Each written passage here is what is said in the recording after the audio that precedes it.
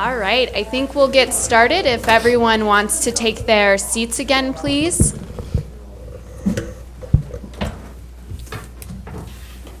Okay, just a reminder to the audience that if you have questions that you would like to ask, you can write it on a note card and they'll bring it up here. With that, I think we'll start with just some opening statements from the candidates, and we'll start with Kara. Hello, my name is Kara Stack. Just to give you a little background information on me, my husband and I have been raising our 3 kids in Horace for the past 10 years. So our children have been growing up through the school system, and it's been a really fast 10 years. In addition to that, I work in higher education at NDSU, and so I have a lot of experience there with assessment and strategic planning and working with college students, especially incoming college students. And so I've seen some of the challenges that our incoming students have in terms of maybe some potential gaps from high school education to coming to college. And that's a part of why I'm really interested in serving on the school board, to help bring that knowledge and that experience that I have. Also, having lived through some of the transition of our growing school district, I've seen some of the challenges, especially in the areas with the significant population growth and students sometimes attending a different school every year during their elementary schools as new schools are opened and people are reassigned to new schools. And I've seen that can be a challenging thing. It's growing pains. It's a good thing that our school district is growing, but it's hard when you see the young ones being the ones having to deal with that, having to deal with that transition, especially at an early age. So again, I hope to bring some of my experience and some of my knowledge to the school board and work collaboratively with my colleagues there and with the school district. Thank you. Patricia. Yes. I'm Patricia Moulton, and I live north of 94 by Elmwood Park. And I have a 9-year-old daughter who goes to Westside Elementary. And I would say that my past is a little unique in that in the last 10 years we've lived in Grand Forks and Minot and now West Fargo, so we're relatively new to West Fargo. But I hold a PhD in experimental psychology. So I have a pretty big background in statistics and data and research.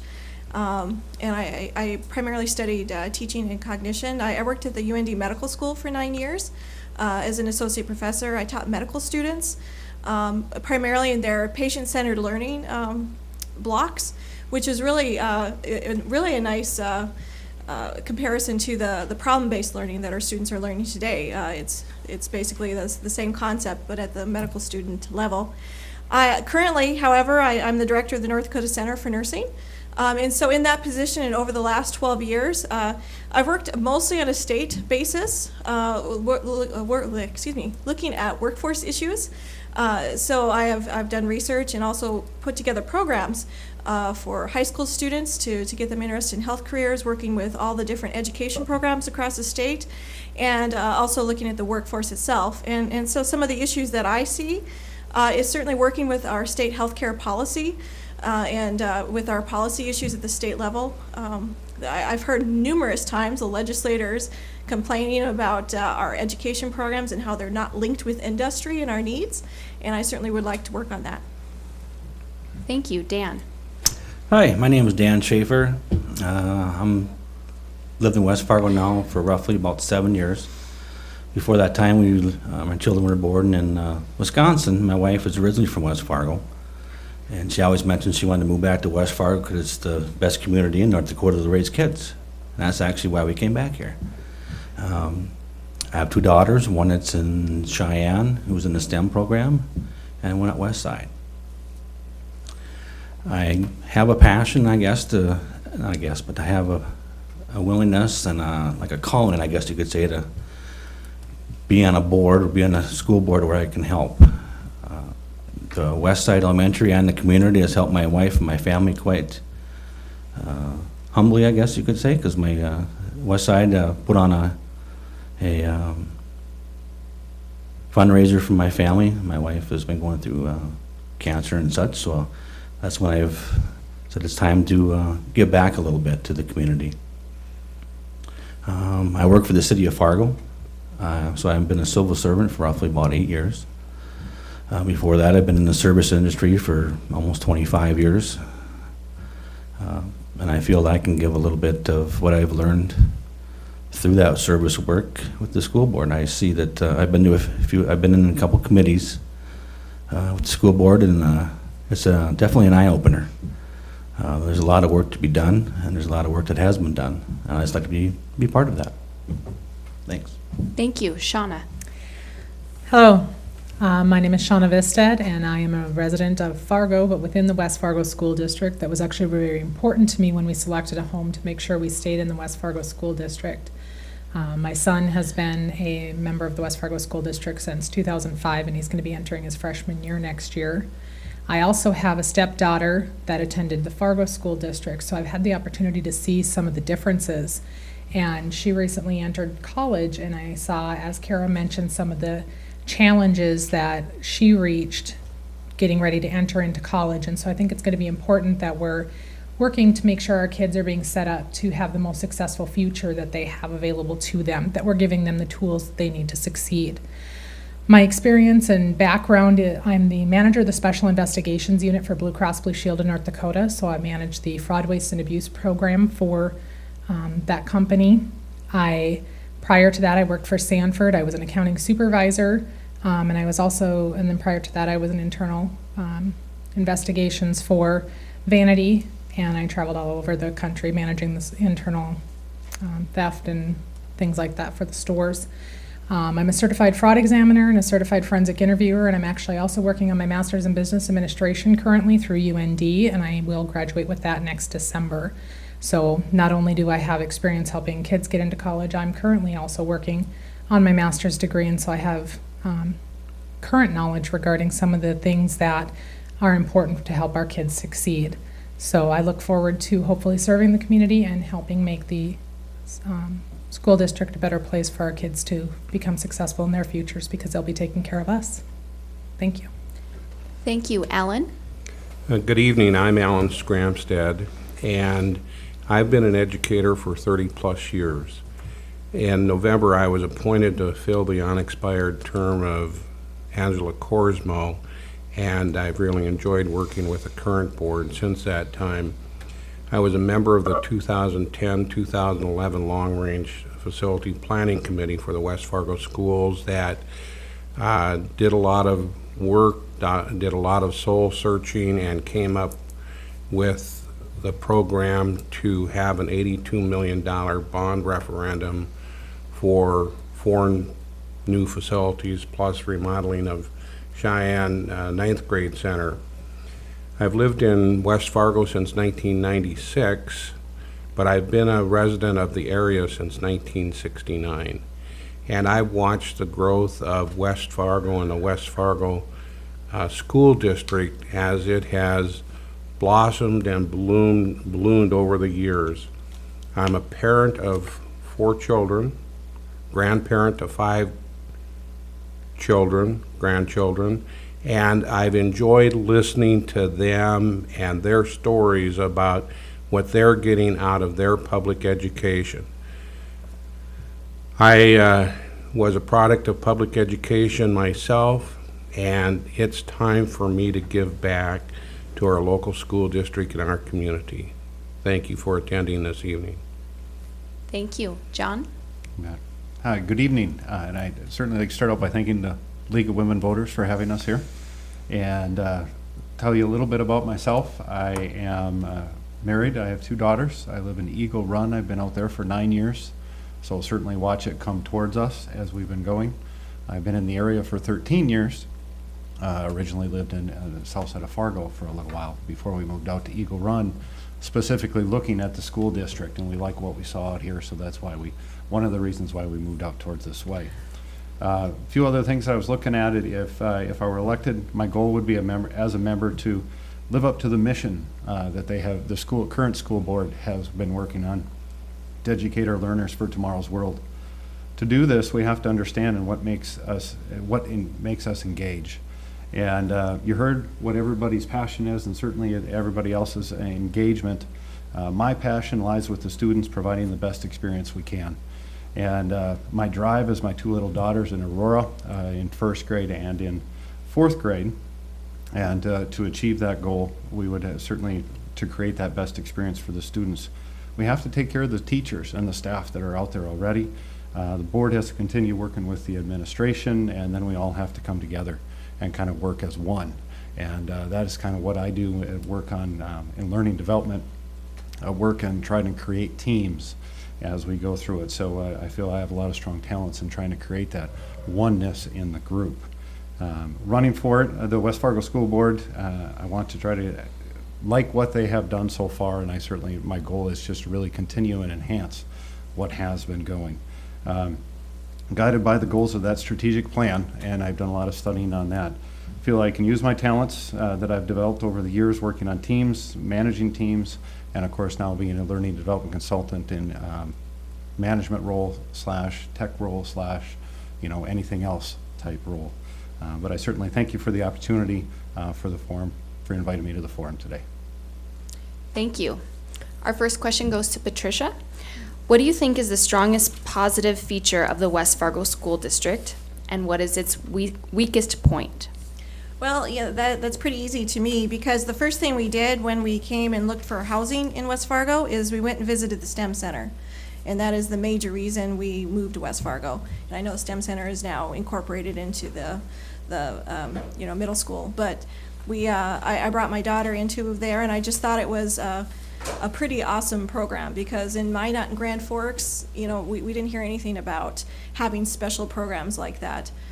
So having that opportunity is certainly the best feature. And the other part of that is also they have a camp invention that they're having at Westside this summer as well. So really encouraging the students to look at science and technology, engineering, and mathematics is the best feature.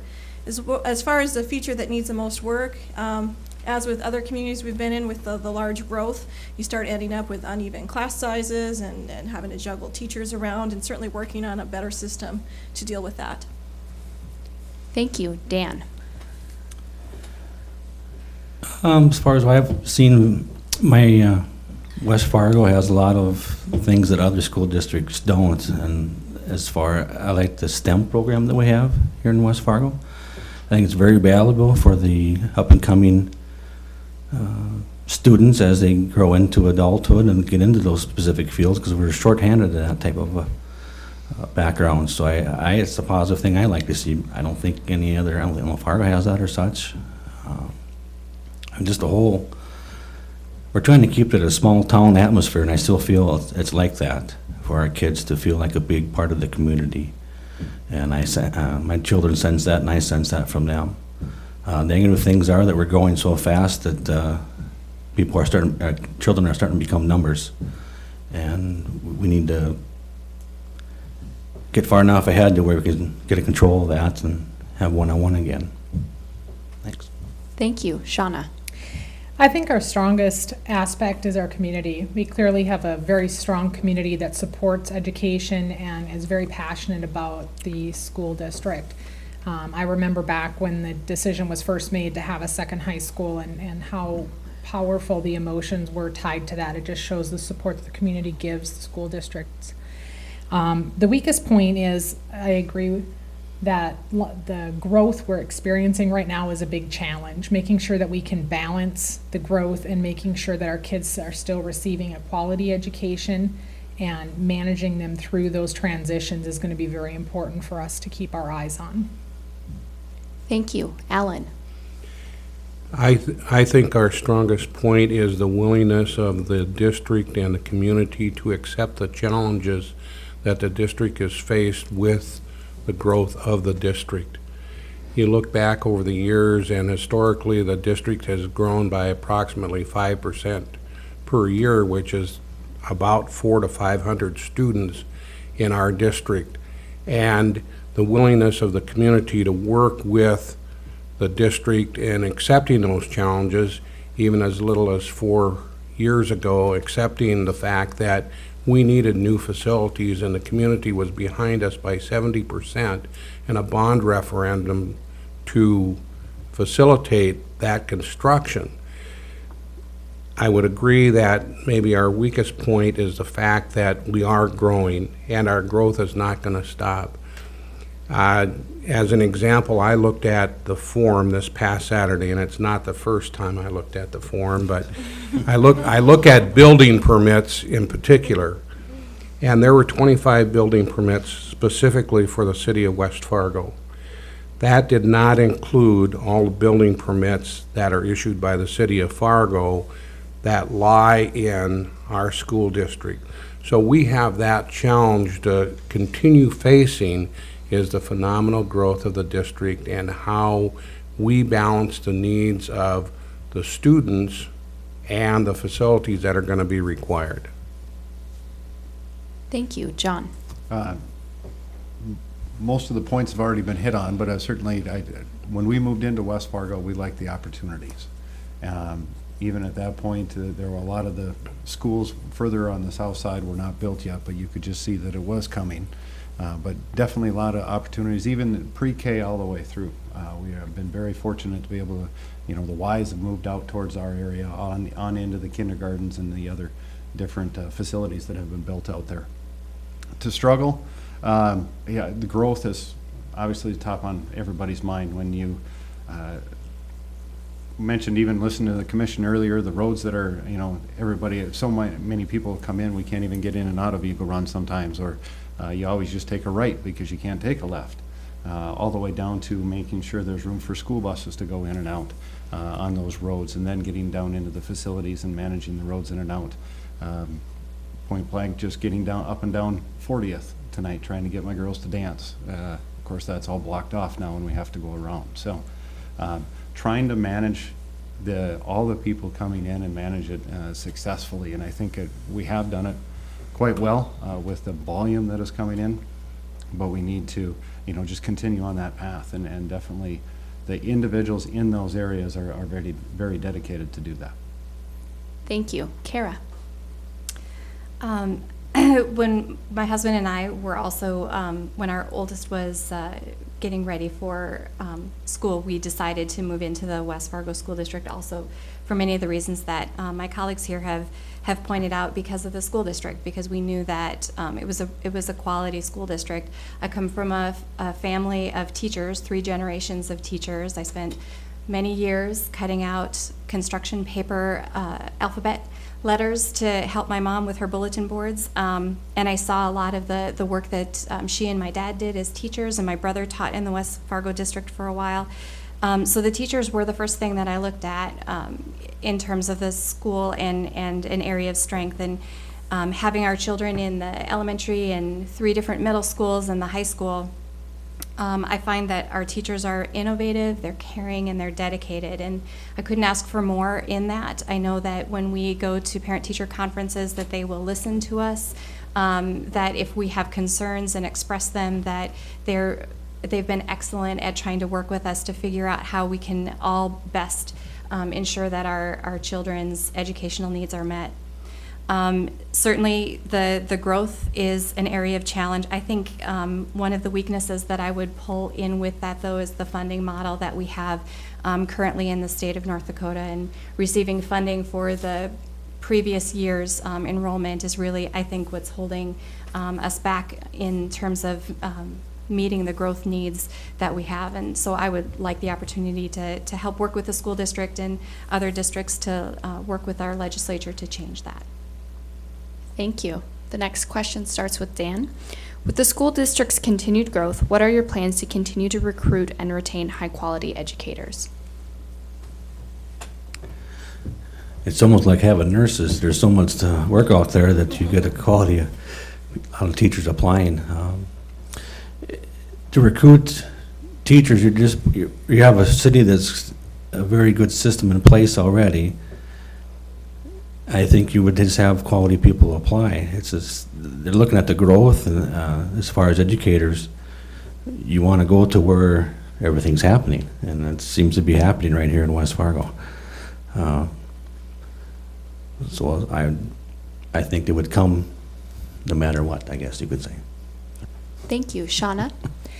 I think when you look at the rest of the nation, in fact, I was in Tampa over the weekend, and the lady that checked me in at the airport coming back had a master's in education, but she wasn't teaching. She was checking people in at the airport because she could make more money being an attendant at the airport than she could being a teacher. And so I think to find people of that caliber with a master's degree in their specialty who have a passion for teaching, it's important to offer them competitive wages to make sure that we're promoting our city and why it's a great place for them to raise their family, and just showing the benefits that they can obtain from teaching in this environment.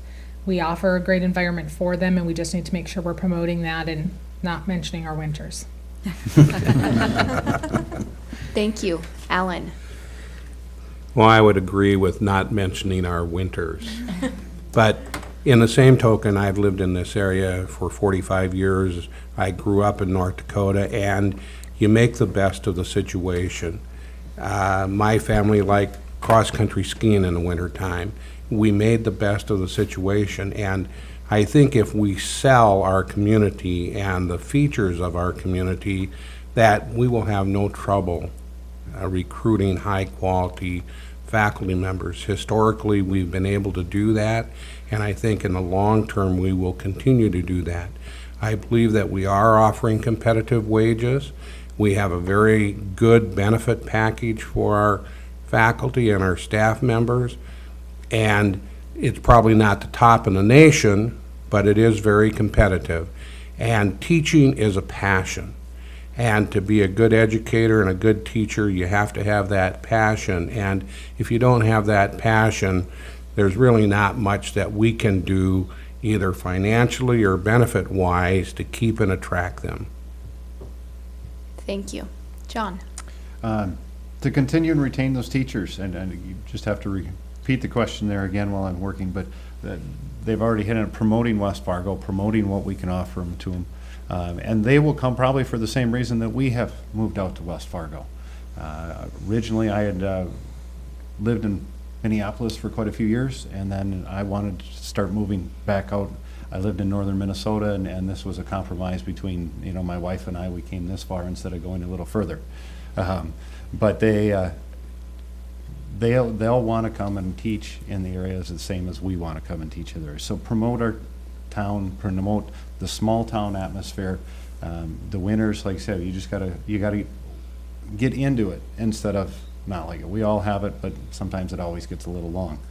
But and working with a lot of the different YMCA's around with my kids going through it, I did work with a lot of those teachers that were going through those programs, and we are desirable.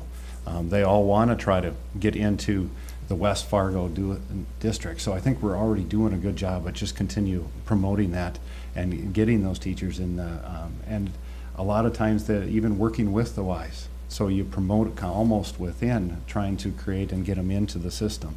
And so then you can develop them that way, from the colleges into the Ys, and then into the teaching themselves.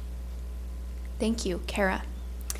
I've known a number of young people attending college to become teachers, and a lot of people are teachers, and I've never heard a single one of them say they're going into teaching to get rich quick. But I do think that, as others have pointed out, it's a passion for teachers, and adequate compensation is something we definitely need to make sure that we're providing.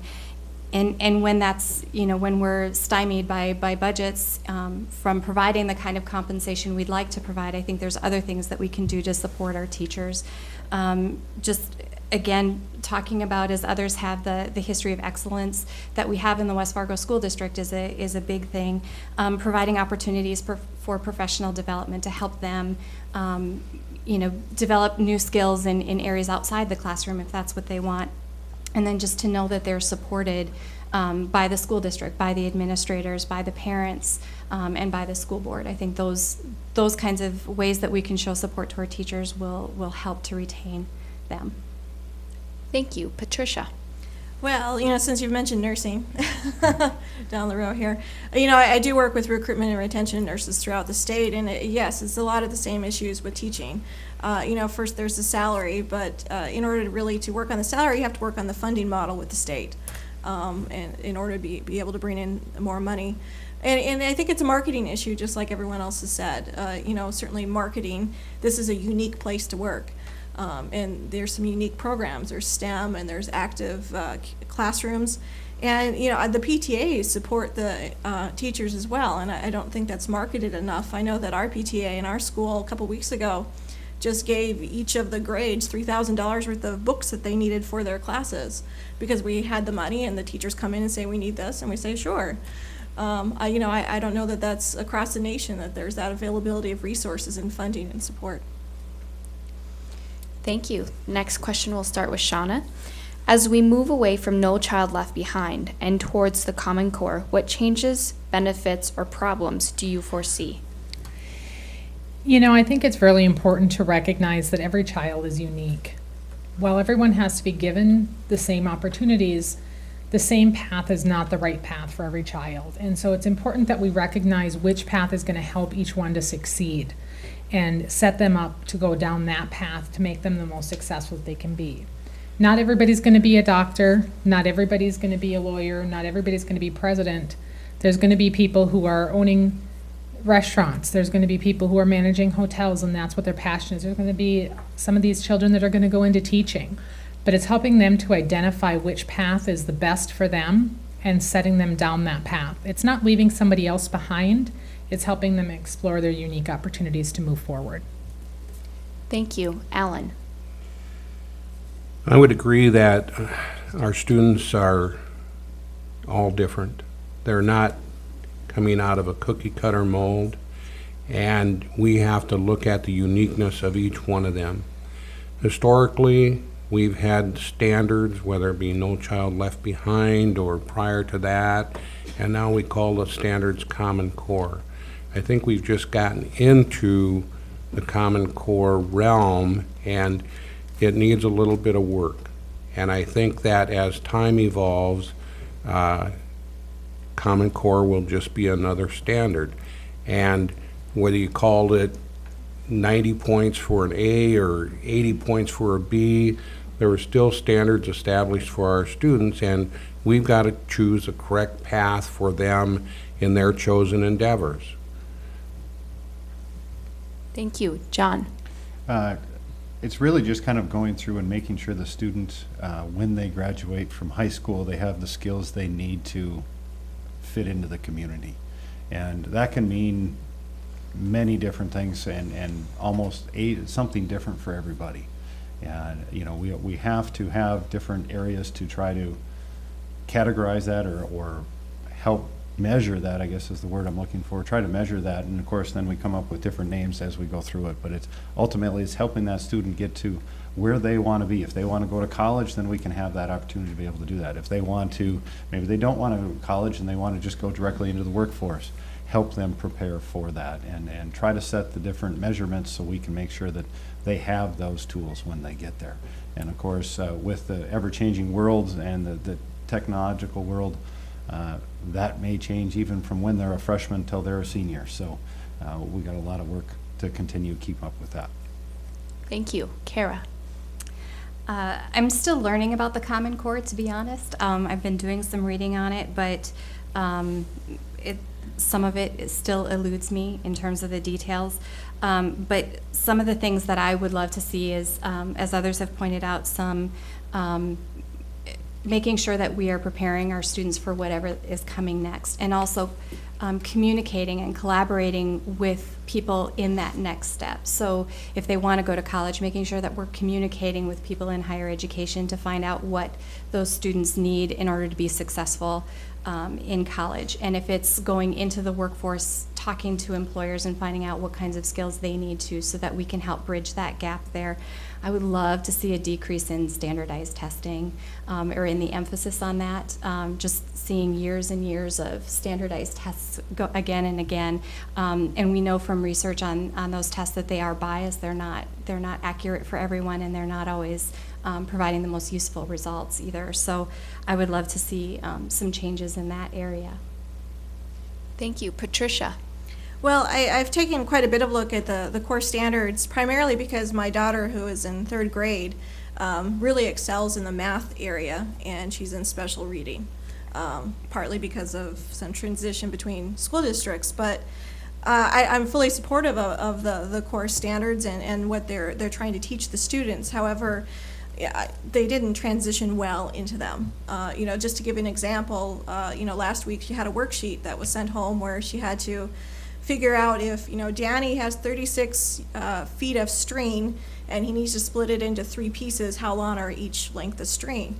Well, that problem requires her to divide. Well, she hasn't learned how to divide yet, really. So we love the problem-based learning and the applicability of the worksheets, but every time she gets a worksheet like that, then my husband and I sit down with her and we show her how to do division. And she's had many worksheets like that. We enjoy spending time working with it, but I can't help but think if she started at kindergarten in the core standards, I'm assuming somewhere along the line she would have gotten division before 3rd grade in this particular worksheet. And so, I see some issues with the transferability of how the students have been transferred into this new system. And I've looked at because I was a little concerned because she's taking algebra and geometry and problem solving now in 3rd grade, and I was wondering, well, what is she going to do in high school? What is geometry going to look in high school then? And I looked at the standards, and it's actually pretty neat how they're all laid out. And then what happens when they do get to high school. So I would just like to have seen and I'm worried about those core facts and how she's going to pick those up. Thank you. Dan? Well, I've been in a couple meetings, or watching, I guess, the board members and such, and learn a little bit about these Common Cores. And I believe it's a good thing for the fact that some of these kids, I hire people and such, and you're wondering, why didn't they learn these skills? Where are they getting this stuff from? So it's good that we're going back to the common thing that students need to learn to be successful in the community and with life. So it still needs some, like Patty said, it still needs a little bit of work. It's in the transition, it's in the infancy, like anything else. And I know we'll get there. And I think we'll have more use that will be able to contribute more to the communities and such. Thank you. The next question will start with Alan. What could the North Dakota legislature do to make it easier to educate students in West Fargo?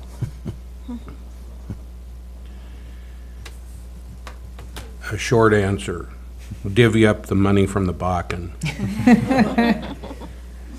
The legislature needs to take a look at the funding of the various school districts.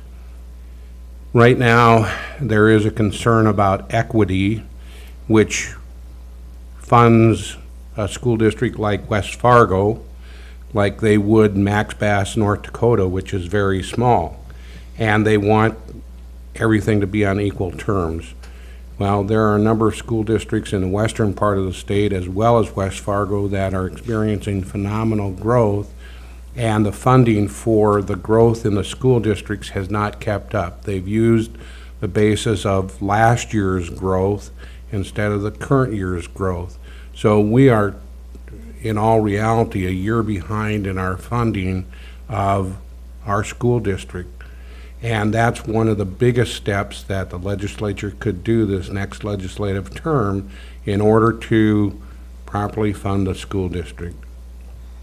Thank you. John? Well, I've learned all I know about that situation probably from Ellen and the board, so my answer isn't going to differ a whole lot.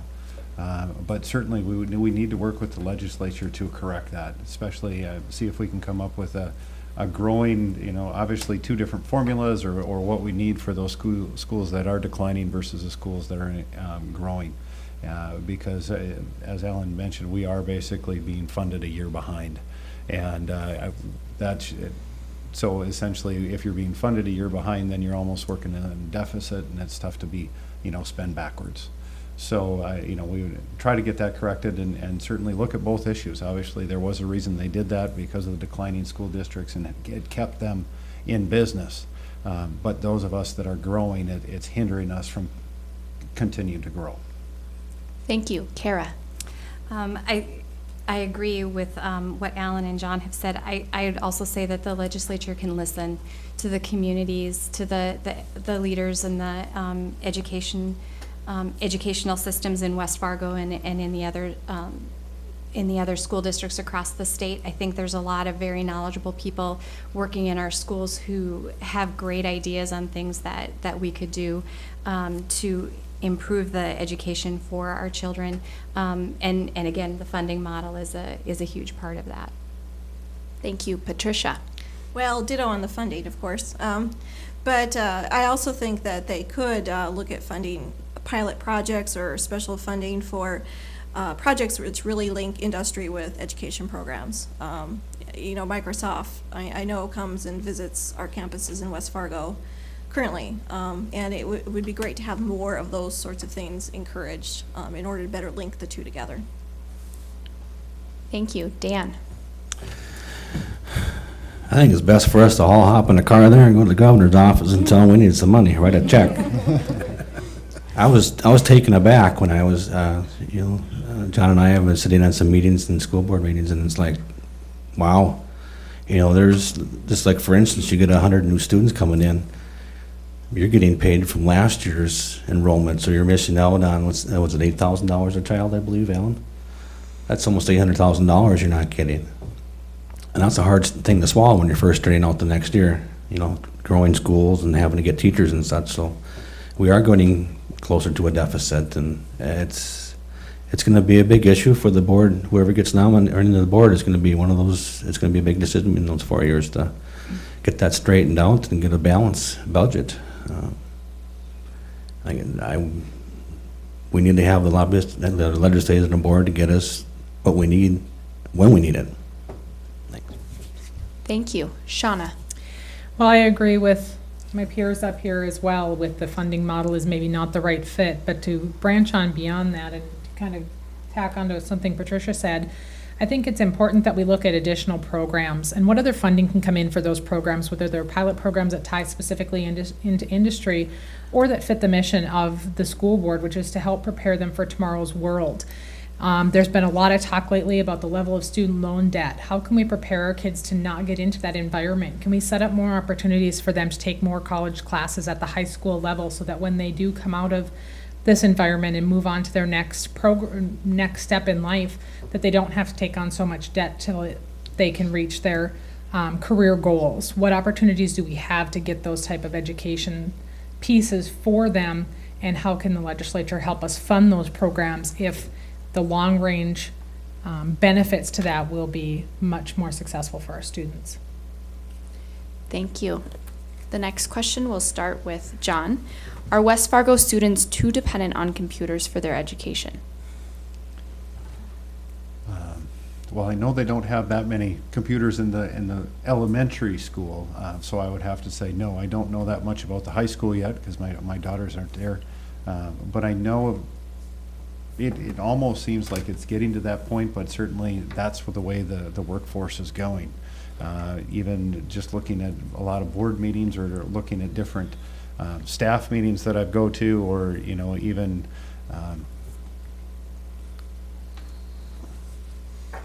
I'm trying to think of the name of it. Conventions is what I'm trying to. Most people have their whole life in a laptop, or not even laptop. It's iPads or notebooks and so on. So to not have that in the schools and teaching those skills to those students, wouldn't be a detriment to those students. So we definitely want to find the balance between using. We still want them to be able to go in and.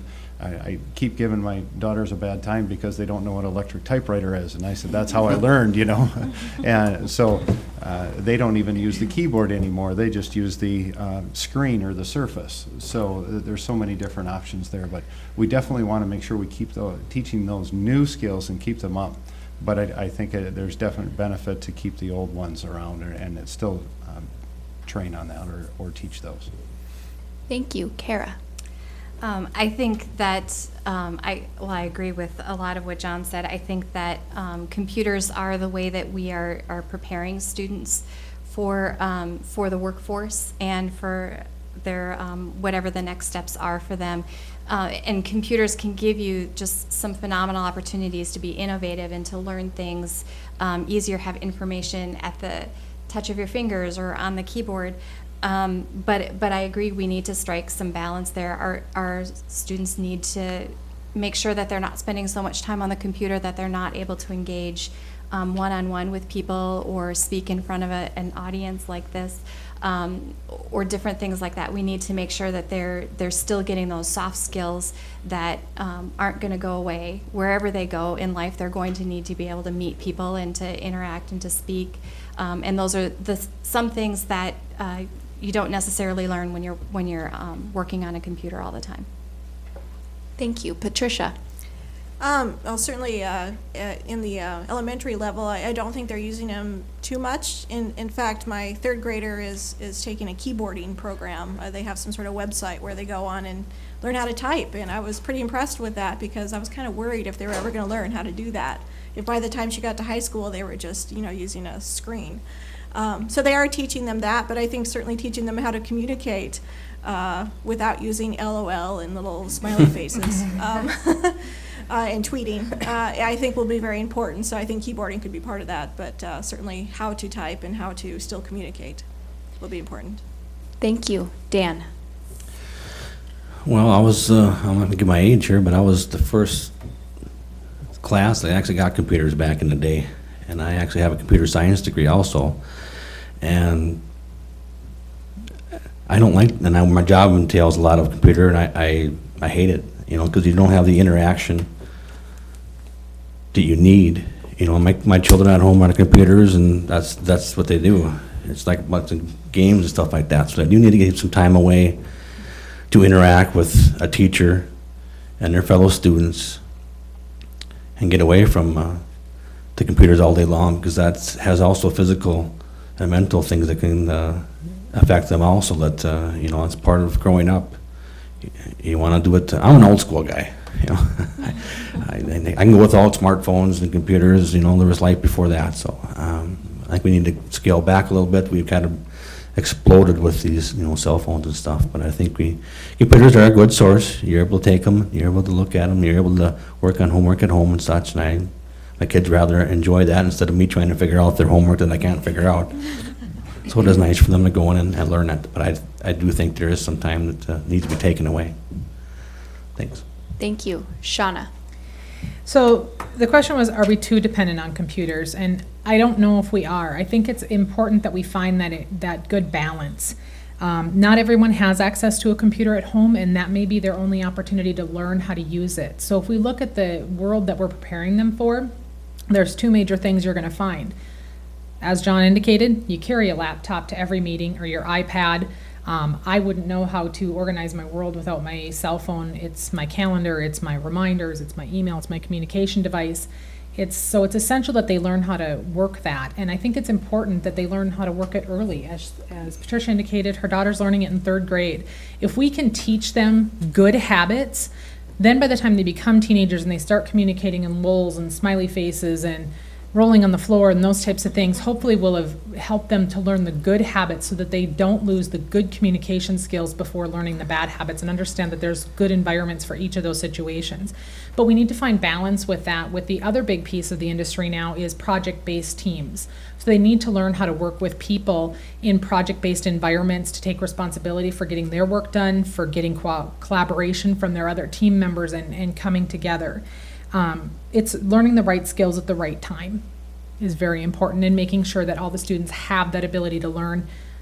My daughter who went off to college does not know nearly enough about Excel, and she's going into international business. So that's just a skill that's coming out of Fargo School District, but a skill that our students must have, even just to learn how to do their budget at home. Thank you. Alan? Well, I'm an advocate of the 3 R's, reading, writing, and arithmetic. And our students have gotten pretty dependent on the use of their cell phone, their smartphone. You ask them to do a math problem, and the first thing that they do is pull out their smartphone or their cell phone to calculate the problem. We've gotten away from the mechanical skills of how to do arithmetic. Writing is another area that, even though our computers have spell check on them, unless you understand the verbiage of the word that they're trying to use, spell check isn't going to help them. So we sit down at our computers and we think that they're going to solve all our problems. We just turn in the homework or whatever the case may be, and it may be wrong. The other thing that I'm a little bit upset about these days is the new language that the cell phone and the smartphone has introduced to us, text language. They text you a message phonetically. When they say R, it is R instead of A-R-E. When they say you, it's you instead of Y-O-U. So we're introducing our children, our students, to this new language, and we're following along with them for expediency. Thank you. All right. Next question is with Kara, and actually we had two of these questions. Do you ever envision the Fargo and West Fargo school districts merging into one district to share facilities, resources, and what are your thoughts on this? I think that collaboration wherever we can do that is really a good thing. I know where we live, again, out in Horace, land's nice and flat here, so you can stand downtown in Horace and see where Davies High School is. So we're that close that we can see, and I think it would make sense for us to try to find ways that we can collaborate. I don't know that it's I don't know how feasible it would be for us to combine the school districts, and I think that would involve a lot of focus groups and a lot of analysis to figure out if that's even a direction that we'd want to go. I think it would be, I think when you do that, you lose some of the autonomy of your own community when you begin to merge with other communities and other school districts. So I can't say that I would or would not support that. I think that would be something that would be really interesting to figure out when that might, if that would be a proposal, something that would come forward, why we might see that would be a good idea. You know, what are the pros and cons of it, and see what where that would fit with our strategic plans for the future. Thank you. Patricia? I would say I would not support, merging with Fargo, primarily because West Fargo has such a strong small-town community that, I don't see how that would be a value-added sort of thing to do. I do agree with the idea of collaborating more between the two, especially if you're looking at special programs or events or, sharing information and curriculum, which I believe they do some already. But yes, I don't think merging smaller into a Fargo would do any good. Thank you. Dan? I'm with Patty. Why do you want to mess with a good thing? Really, it's a small town. I wouldn't foresee that. We have our own people, have our own ideas. We have the community involvement that Fargo does not. I mean, we're all one big collaborative family, I believe. And I do go for the idea that it would be nice to probably be able to use some facilities, because I was on the long range planning committee myself, and there's a lot of things that the West Fargo needs. We need another swimming area. We need some ice. I mean, there's a lot of things that West Fargo needs to help it grow in the academic or the sports part of it. And would it be nice to be able to use some of the facilities and such? Certainly. Our city and our park district can't figure out to put a swimming pool in, so it would be nice to be able to get some more of that, use somebody else's stuff or lease it or such. But so yes, I would not want to join them, but I would certainly like to use their stuff. It's a bit selfish. Yeah, well. Thank you. Shauna? And I think I'm going to agree with the majority here that we don't want to lose that community identity by merging. However, there are definitely opportunities for collaboration. With the size of Fargo, they have some opportunities to offer their students some things that we can't, such as opportunities in languages like Chinese and Latin, that could really help our students set themselves apart for their future opportunities in college. So are there ways we can collaborate on programs such as that or other vocational programs that might help set our students up for for the future path that they're headed on. So if we could identify those types of opportunities and set them apart and collaborate to make sure that we can retain quality educators in those environments where we maybe don't have enough students to fulfill a need for that environment on our own, we might be able to look at some even more programs, because maybe there's certain opportunities that they can't quite fill the need for that we could if we work together. But we want to retain our own identities for our sports teams, for our schools, and so we can have community involvement in the types of decisions that we're making now, such as who is going to represent us on the board. Thank you. Alan? Do I envision collaboration between Fargo and West Fargo and the probability of merging in the future? You know, the subject has been brought up in the past on a number of occasions, and for a number of reasons, whether it be identity of the school districts, who's going to be in charge of the particular school district or whatever, it hasn't materialized like some people from the different communities would envision. But in the same token, West Fargo, and Northern Cass are collaborating with a new program this fall that's aviation technology. That's going to offer an opportunity for the 3 school districts to work together in an aviation tech program. And I think there are a number of opportunities where if all the concerned people put their heads together, there are additional programs like that that can be developed. One area that is being looked at in the Cheyenne High School is health career techs. So we could work with Fargo, we could work with Northern Cass, we've got Mapleton, etc. There are a lot of opportunities out there for the school districts to collaborate to try and rein in some of the costs that are associated with special programs. Thank you. John? I guess I have to agree with the most, but and it was interesting. I'd never thought about it, so that was just really interesting to even think about while it was coming my way here. First thing I thought of, it was just, you know, we know how large West Fargo already is. Just adding that second high school, I can't imagine all the 4 different high schools in there, all under one district, and trying to, you know, manage that and keep that in sync. So I guess. I'd have to agree with the rest that I would not go for that, but definitely working with, collaborating in different areas. Ideally, I think we probably are all stronger if we stay independent and then work together. That just because then you have 3 boards to be able to work through it and come up with different ideas and think outside of the box and try to work together. So from the board, the administration on down, you have 3 of each versus 2, and I think if we would all work together, certainly there are benefits there, but I would not want to merge them.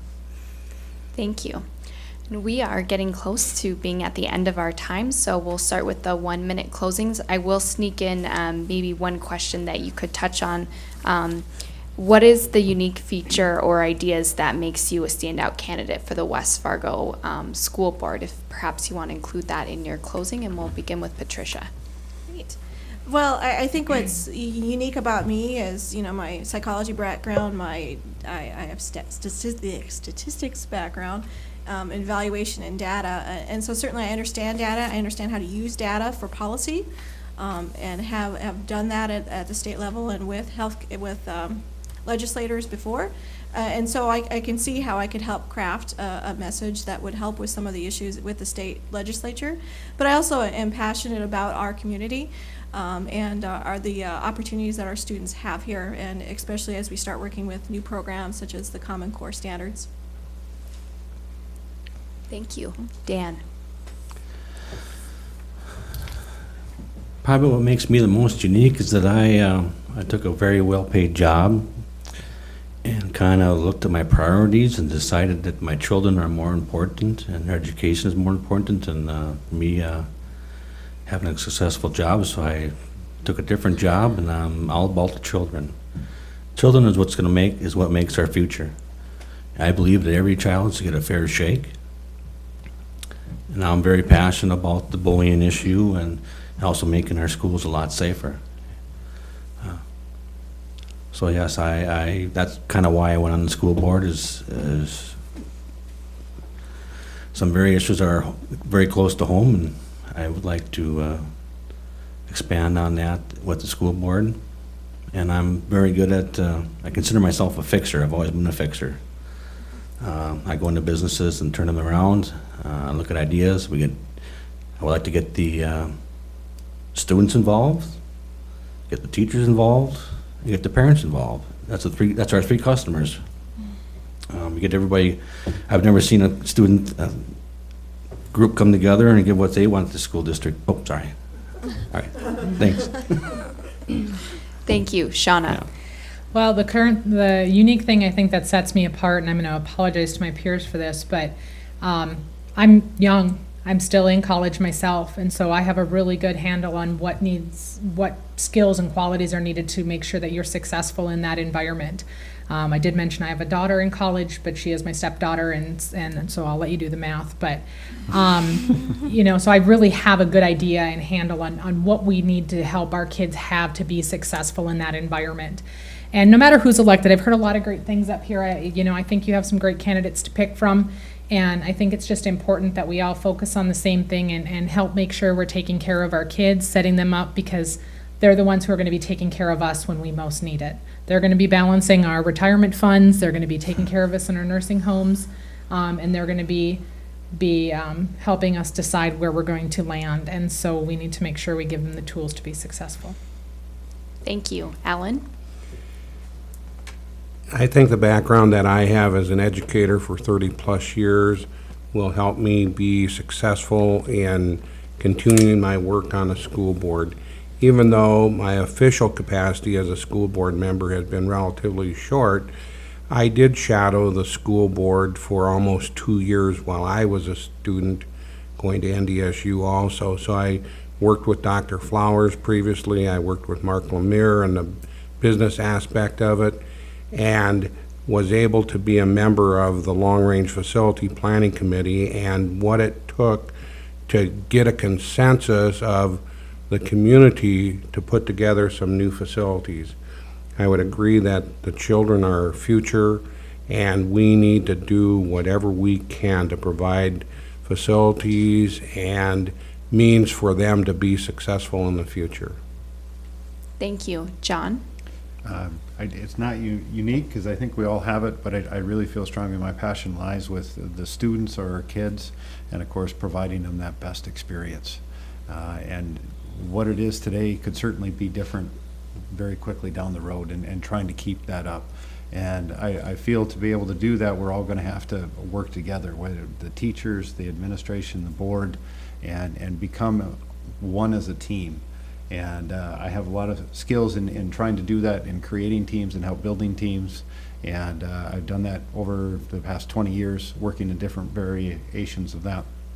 So I feel I have a strong sense to be able to help create that oneness. And just quick in closing, I certainly again like to thank the League of Women Voters for helping us here. And I would feel honored to serve the students and teachers, administration, and the community to be on the school board, and do ask that the voters vote for me and at the school board election on the June 10th, and help me continue the vision through collaboration and the positive change. Thank you. Kara? In terms of what I would bring that would be unique to the board, I think my experience, 20-ish years experience working in higher education, I think that can certainly help us as we look at our high school students and preparing, well, all through K-12, preparing them for their college careers as well as for work after high school. I'm also a lifelong learner and finishing up my doctoral degree in institutional analysis, and so that brings with me a lot of experience and knowledge in assessing programs that for effectiveness, and again, trying to develop a strategy and a long-term vision for where we would be going as a board. Again, I think you have some really great options to vote for on June 10th, and I just would appreciate your support, and don't forget to vote on June 10th. Thank you. Just a reminder, this forum will be rebroadcast. The League would like to thank the City of West Fargo for allowing us to host the forum here. To the audience, thank you for all of your great questions. There are a number of them that we did not get to because this was a larger group. I invite the candidates, if you're welcome to look through them. If the audience has any additional questions and you're able to talk together afterwards, you're welcome to do so. Last announcement, the league is also hosting a forum on Saturday at the Fargo City Commission at 9 o'clock. We have the District 41 Democrats, and from 10 to noon, the Fargo School Board. And with that, I'd like to thank all the candidates for taking the time with us this evening and to give you a round of applause. Thank you. Thank you.